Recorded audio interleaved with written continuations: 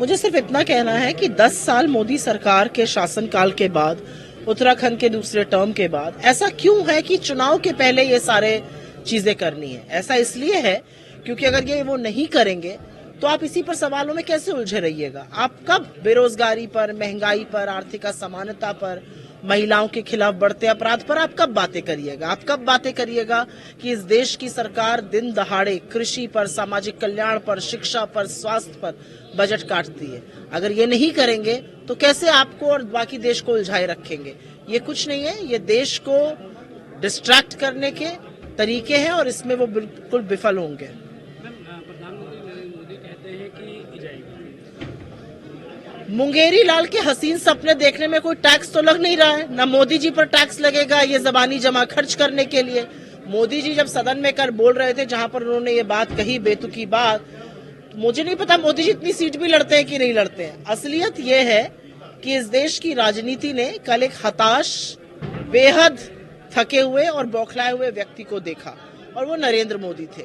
10 साल के कार्यकाल के बाद उनके पास रिपोर्ट कार्ड नहीं है जिसको वो दिखाकर चुनाव में वोट मांग सके। इधर उधर की बड़ी बड़ी बातें, आधा सच पूरा झूठ करके मोदी जी ने साबित कर दिया कि 110 मिनट के भाषण में अगर वो 78 मिनट कांग्रेस को पानी पी पी कर कोसते हैं तो वो कांग्रेस से कितना डरते हैं। और डरना चाहिए क्योंकि इस देश के लोग अन्याय सहकर थक चुके हैं 10 साल और अब वो न्याय करना चाहते हैं। प्रधानमंत्री नरेंद्र मोदी राहुल गांधी लॉन्च कर रही है जिसके चलते कांग्रेस की दुकान बंद होने की कगार पे। स्तरहीन, मर्यादाहीन, भद्दी और बेहद घटिया वक्तव्य देने के लिए प्रधानमंत्री हमेशा से मशहूर थे।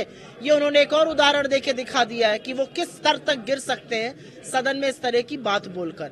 असलियत ये है कि जिस राहुल गांधी को वो 2 मिनट के लिए बर्दाश्त नहीं कर सकते, बिना कांग्रेस का नाम लिए खाना नहीं पचा सकते हैं मोदी जी। और वो राहुल गांधी जब कन्याकुमारी से कश्मीर और मणिपुर से मुंबई चलता है तो उनकी रातों की नींद उड़ा देते हैं। क्योंकि राहुल गांधी जी ने भी तय कर लिया, आप कुछ भी कर लीजिए, आप अपनी IT सेल के गुर्गे और तमाम एजेंसियां उनके पीछे छोड़ दीजिए, उनको संसद में रहने दीजिए या न रहने दीजिए, वो युवाओं के लिए, महिलाओं के लिए, किसानों के लिए, श्रमिकों के लिए, दलित, पिछड़े, आदिवासियों के लिए न्याय लेकर रहेंगे। राहुल गांधी जी ने ऐलान किया है कि हमारी सरकार बनेगी और 50% आरक्षण की लिमिट को हम उखाड़ फेंकेंगे। इस पर मोदी जी कुछ कहना चाहेंगे? उत्तर प्रदेश मुझे नहीं पता, आंकड़े मैंने देखे नहीं है, लेकिन मैं ये जानती हूँ कि उत्तर प्रदेश की प्राथमिकता, उत्तर प्रदेश सरकार ने अपनी प्राथमिकता शिक्षा, स्वास्थ्य, टूरिज्म ऐसी चीजें रखी होती तो उत्तर प्रदेश में भी रोजगार का सृजन होता। उत्तर प्रदेश में बुलडोजर से सरकार चल रही है और वो बुलडोजर जाति, धर्म और संप्रदाय देखकर चलता है। अन्यथा बाबा के बुलडोजर का डीजल खत्म हो जाता है। क्या बाबा का बुलडोजर BHU में पहुंचा जहां पर उन 2 लफंगे लड़कों ने एक डॉक्टर का वीडियो बनाकर उसके साथ हाथापाई करी, उसको न्यूड किया?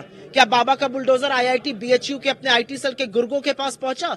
क्या बाबा का बुलडोजर मेरठ में पहुंचा जिस लड़की को जला दिया गया? उस बुलडोजर का डीजल खत्म हो जाता है व्यक्ति का नाम और उसकी संप्रदाय देखकर। हमसे जुड़े रहने के लिए हमारे YouTube चैनल को सब्सक्राइब करें और नई वीडियो की नोटिफिकेशन के लिए बेल आइकॉन को दबाएं।